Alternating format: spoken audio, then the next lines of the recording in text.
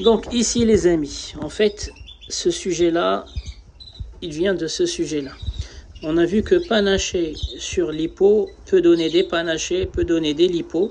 Mais par contre ces lipos-là, ils sont lipos juste de phénotype, d'aspect. Ils ont en eux en fait de la mélanine mais qui ne se voit pas. Pour le vérifier, on doit les croiser sur des vrais lipos pédigrés et voir s'ils vont donner des panachés ou pas, des mélaniques ou pas. Alors ici, c'est exactement la preuve. Donc c'est pour ça que j'ai utilisé deux couples. Pardon, ça a coupé. Donc la maman, c'est une blanche qui est là. C'est pareil, c'est de ma souche, en fait, c'est la sœur. Et là, c'est le mâle qui est jaune. Donc vous voyez très bien qu'ils n'ont pas une seule goutte de mélanine. Ces deux-là n'ont pas une seule goutte de mélanine. Donc en temps normal, les gens, qu'est-ce qu'ils vont dire? Ils vont dire lipo sur lipo, ça va donner que du lipo. Ah ben c'est là où on se trompe en fait, parce qu'on est en train de juger un aspect, un phénotype, et on ne connaît pas le génotype, c'est-à-dire le pédigré de ces jeunes-là. Vous voyez très bien que blanc intégral sur jaune intégral, ils m'ont donné un petit jaune avec de la mélanine ici, là. Donc ça, je ne peux pas l'avoir avec un blanc récessif. Si j'avais un pur lipo et un pur blanc, ben en fait, je ne peux pas tomber sur ce cas-là. Et ça confirme ce que je vous ai dit ici. C'est pas parce qu'on voit que l'aspect, il est lipo, ils sont lipo tous les deux, en fait, qu'ils vont jamais donner de panachure ou jamais donner de mélanine. C'est leur aspect à eux, c'est un peu le panaché blanc, un peu comme le panaché blanc. Ils peuvent, là, je ne le sais pas, mais ils peuvent être des vrais lipos.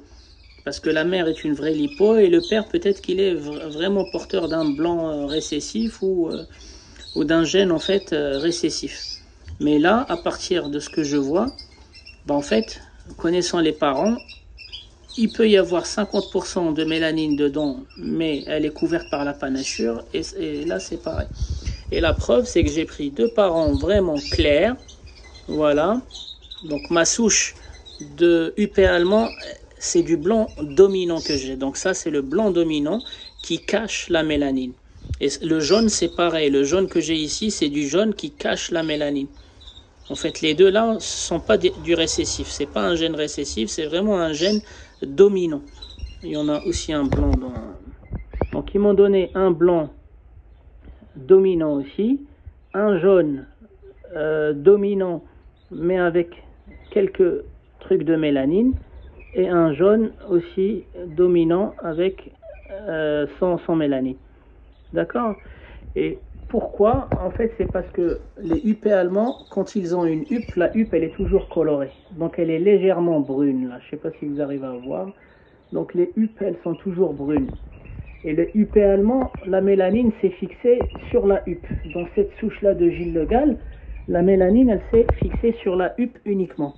Donc si je fais aussi, vous voyez très bien que la mélanine, elle s'est fixée sur la tête à chaque fois. Là aussi, vous voyez très bien.